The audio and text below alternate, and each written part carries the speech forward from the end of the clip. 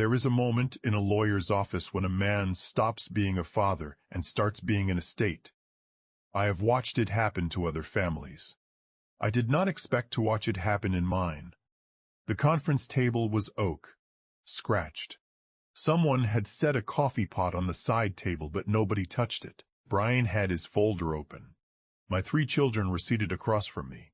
Craig to my left, Vanessa next to him, Matt at the end with his hands flat on the table, like he was steadying himself. They did not know why they were there. They thought they did. That is a different thing entirely. Brian began to read. I sat quietly and I listened to every word as though I was hearing it for the first time. I was not hearing it for the first time. Welcome to Real Life Verdict. Get comfortable. The people in this story had every chance to behave themselves. They just chose wrong. Drop a comment, hit that like button, and make sure you're subscribed. Let's get into it. My name is Douglas. I spent 37 years as a freight dispatcher for a regional trucking company. Nights, weekends, holidays when the roads were bad and nobody else wanted to make the calls. I retired 18 months ago when new owners came in and automated my position. They sent me a letter. I cleaned out my locker, handed in my badge, and drove home. That was that. I live in a 3-bedroom ranch house I bought in 1989. My wife Linda and I raised our 3 children in that house. When Linda died in 2016, ovarian cancer, 2 years from diagnosis to the end, I kept the house. I don't know that I made a decision about it so much as I just stayed. The house was paid off in 2012. After that it was just maintenance and property tax and the sound of the furnace cycling on at night. I keep a flip phone in a holster on my belt. Motorola. I've had it since 2009. The battery cover is held on with electrical tape. I've replaced the tape twice. The phone still makes calls. That is all I have ever needed a phone to do. Every spring and fall I drive the equipment trailer for the county 4-H program. I haul livestock pens and show gates between the fairgrounds and the exhibition center. I have done it for 11 years. Since my youngest aged out of the program, which means I do it now for no reason other than that I know how to hitch a load and someone needs to do it. The same skills I used in dispatch for 37 years. You balance the weight. You account for the road.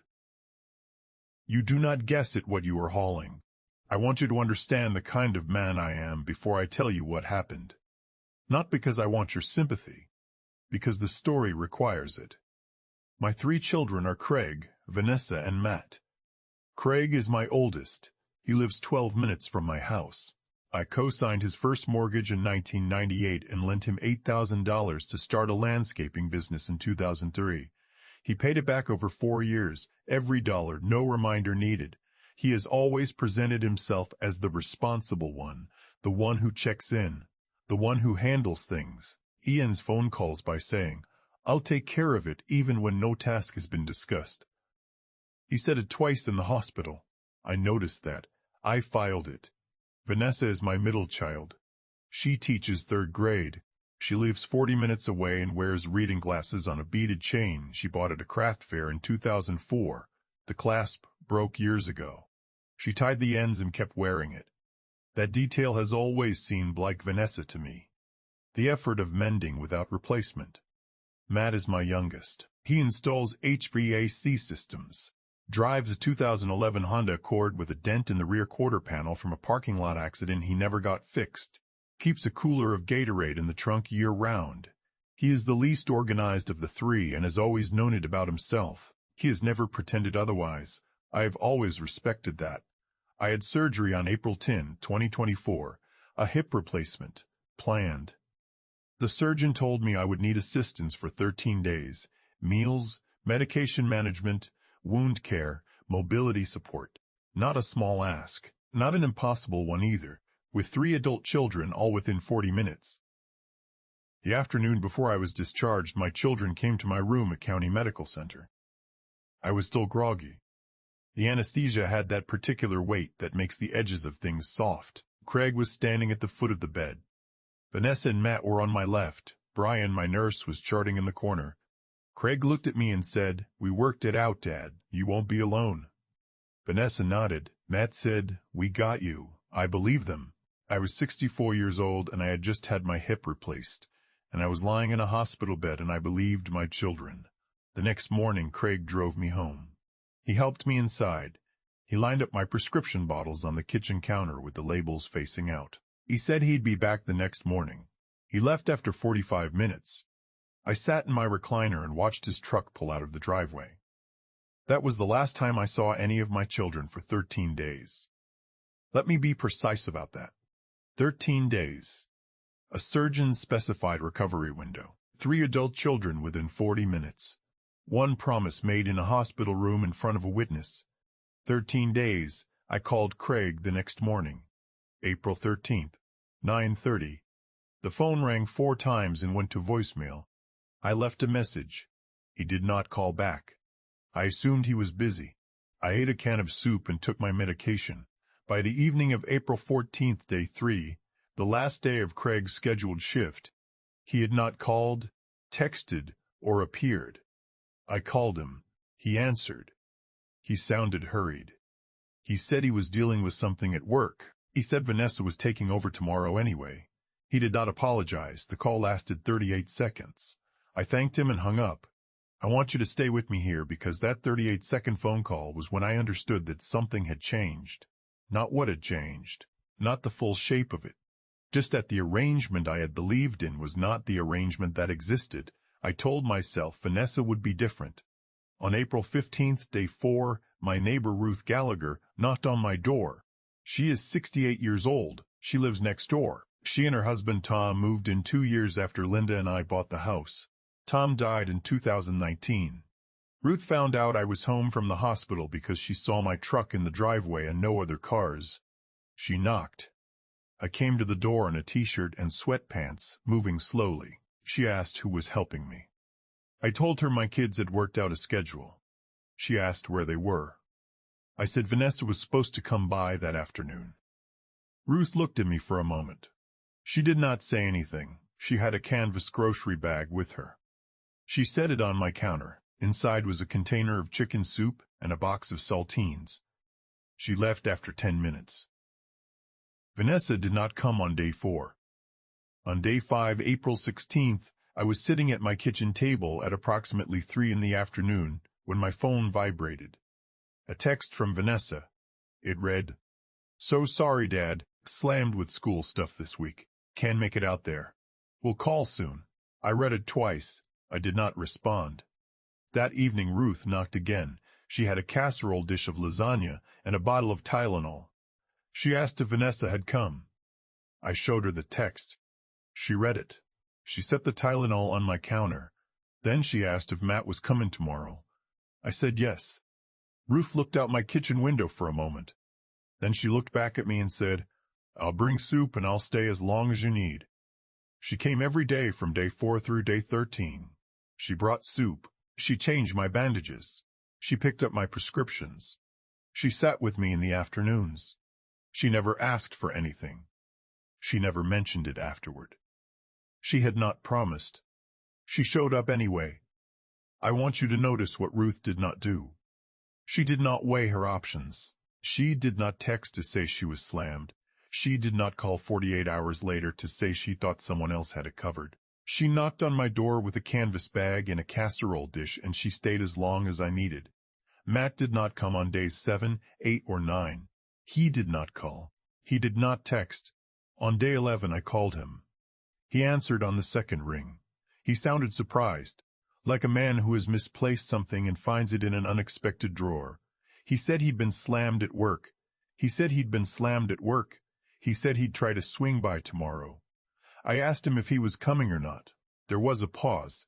He said probably not. I said, I figured. I hung up.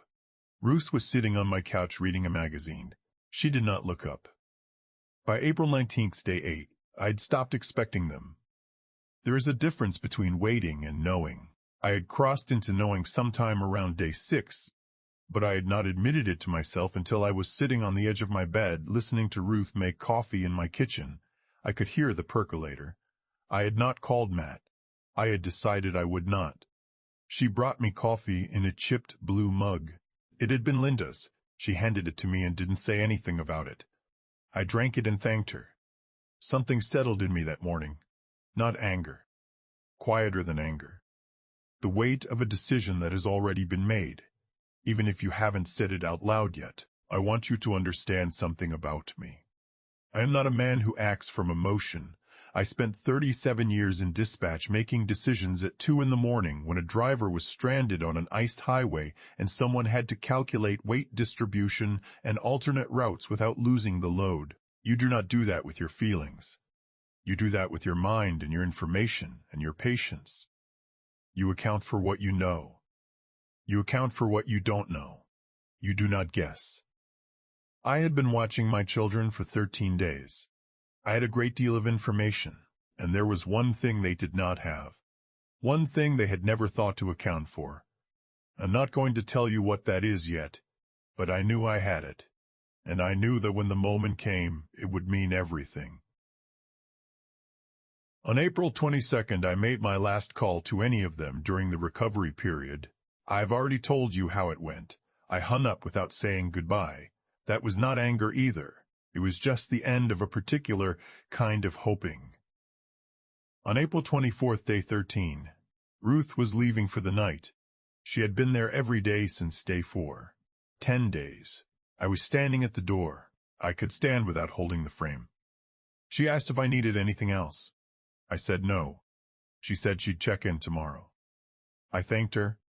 After she left, I went inside and sat in my recliner. The house was quiet. The 13 days my surgeon specified were over. I had not seen Craig, Vanessa, or Matt since April 11th, in the hospital room at County Medical Center. I sat in the quiet for a while. I did not call them. I did not expect to hear from them. I began to think about what came next. Now, here is what I need to tell you, and I need you to stay with me because this is where the floor dropped out, but in a way that might surprise you. 6 weeks before my surgery, March 1st, 2024, I drove to Brian Mosley's office on a Thursday morning. Brian is 59 years old. He is an attorney I have known for many years. He wears a Casio watch with a cracked crystal that he has owned since law school. He winds it every Sunday night. I sat down across from Brian at his desk, and I told him I wanted to update my will before the surgery. I want to be clear about something. I was not angry when I made that appointment. I had not been abandoned yet. There was no betrayal to account for. What I knew was this. I was about to have a significant surgery. I was 64 years old, and my affairs were not in order. The will I had written in 2003 was 21 years old. The world it described no longer existed. The 2003 will named Craig as executor and gave him the house outright. It gave smaller cash distributions to Vanessa and Matt. Craig did not know this will existed in the form it did, but he had always assumed, and he was not entirely wrong to assume, that as the oldest, the closest, the one who had a financial history with me, he would inherit the house. That assumption had lived in him for years. I knew it was there. I had never confirmed it, and I had never corrected it. On March 1st, I signed a new will. It distributes the estate equally among all 3 children. The house, appraised at $187,000, is to be sold and the proceeds divided. The savings account, the life insurance policy, everything, equal thirds. My truck goes to the 4-H equipment fund.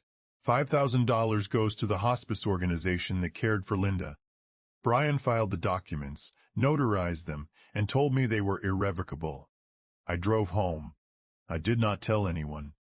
The surgery was 6 weeks away. Craig spent 13 days of my recovery period believing that his proximity and his history with me would be remembered when the estate was settled. He believed my gratitude and my dependency would secure him what he assumed was already his. He believed the old will was in effect, or that nothing formal existed at all. He was wrong on every count. He had been wrong since March 1st. He just didn't know it yet. On May 13th, 19 days after the recovery period ended, I called Brian from my kitchen. I asked him if the will was filed, notarized, and irrevocable. He said it was. I asked him to schedule a meeting with all 3 of my children present to review the estate plan. He asked if anything had changed. I said no, Everything is exactly as it should be. Brian said, "It's your estate, Douglas. They'll know when you want them to know." I thanked him and hung up. 2 days later, certified letters went to Craig's mailbox, Vanessa's mailbox, and Matt's mailbox. Each letter requested their presence at a meeting on May 22nd at 10 in the morning to review Douglas Whitfield's estate plan. The letter specified that Douglas would be present and that attendance was required. Craig called me that evening. I did not answer. Vanessa texted asking what the meeting was about. I did not respond. Matt did not contact me. That last part did not surprise me. I've already told you how the meeting began. Brian with his folder, the scratched oak table, the coffee no one touched, my 3 children watching me from across the room, trying to read my face. I do not have a face they could read. Brian read the will aloud. It took 11 minutes. I watched my children while he read. I watched Craig's jaw tighten at the word equally. I watched him recalibrate as each asset was named. Equal thirds, the house to be sold, the truck to the 4-H fund, 11 minutes. When Brian finished, Craig interrupted. His voice had an edge to it, the voice of a man trying to sound calm. He asked when the will had been changed. Brian told him March 1, 2024. Craig looked at me. His face was red. He started to say something. His mouth opened. He was going to ask me why. He was going to remind me of the mortgage I co-signed, the loan I made, the fact that he lived 12 minutes away and had always been the one who handled things. He was going to say, "I'll take care of it." He did not get to say any of it. I leaned forward. I looked at my oldest son. I said, "We worked it out, Dad. You won't be alone." His mouth closed. Vanessa was crying. Matt was staring at the table, with his hands flat on the surface, exactly as they had been when he came in, steadying himself against something. Brian closed the file. I stood up. I buttoned my jacket. I walked to the door, opened it, and left. I did not look back. I did not say goodbye.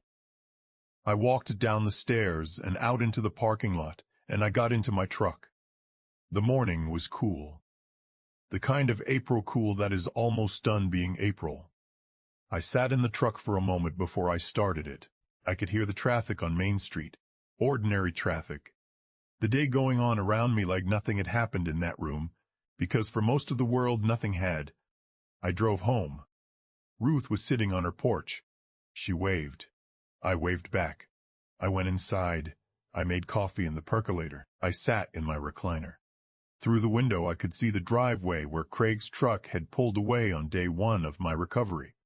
Where I had sat and watched it go and told myself tomorrow would be different. I had not been wrong about my children. I had been hoping. There is a difference. I understood that now. The coffee was hot. The house was quiet. I was finished.